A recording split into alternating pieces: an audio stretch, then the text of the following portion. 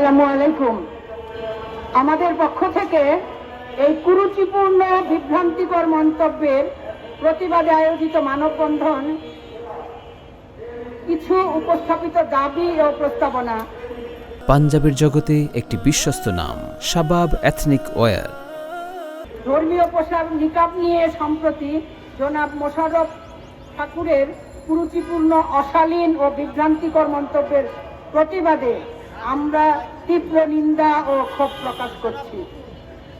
ভবিষ্যতে নারীদের পোশাক ও ব্যক্তিগত ধর্মীয় জীবনাচার নিয়ে যাতে কেউ এ ধরনের বিদ্বেষমূলক বক্তব্য প্রদানের দুঃসাহস না দেখায়, সেজন্য আজকের কর্মসূচি থেকে আমরা নিম্নোক্ত দাবি পেশ করছি। ১. জনাব মোশাররফ ঠাকুরের বক্তব্যে সরাসরি ধর্মীয় অনুভূতিতে আঘাত হবার থানার দায়ে প্রচলিত আইন অনুযায়ী অবিলম্বে তার বিরুদ্ধে আইনি ব্যবস্থা গ্রহণ এবং দৃষ্টান্তমূলক শাস্তি নিশ্চিত করতে হবে। ২ নম্বর, বাংলাদেশের সংবিধান অনুযায়ী প্রত্যেক নাগরিকের নিজ নিজ পছন্দ মতো ধর্মীয় পোশাক নিকাব বা হিজাব পরিধান করার পূর্ণ অধিকার রয়েছে। এই সাংবিধানিক অধিকার রক্ষা এবং ধর্মীয় পোশাকে বাধা বা কটূক্তিকারী ব্যক্তির বিরুদ্ধে রাষ্ট্রকে কার্যকর পদক্ষেপ নিতে হবে। ৩ নম্বর, সামাজিক যোগাযোগ মাধ্যমে নিকাব বা পর্দা নিয়ে উদ্দেশ্য প্রণোদিত বিভ্রান্তি ছড়ানো এবং কুরুচিপূর্ণ ট্রল বন্ধ করতে হবে।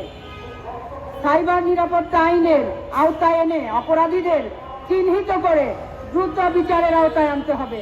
৪. শিক্ষা প্রতিষ্ঠান, কর্মস্থল এবং জনসমাগম স্থলে নিকাব পরিহিত নারীদের যাতে কোনো ধরনের বৈষম্য, হেনস্থা বা বুলিং এর শিকার হতে না হয় তা সংশ্লিষ্ট কর্তৃপক্ষকে নিশ্চিত করতে হবে। ৫.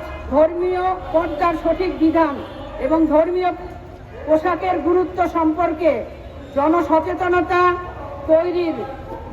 তৈরিতে গণমাধ্যম ও ধর্মীয় নেতৃবৃন্দকে দায়িত্বশীল ভূমিকা পালনের আহ্বান জানাচ্ছি।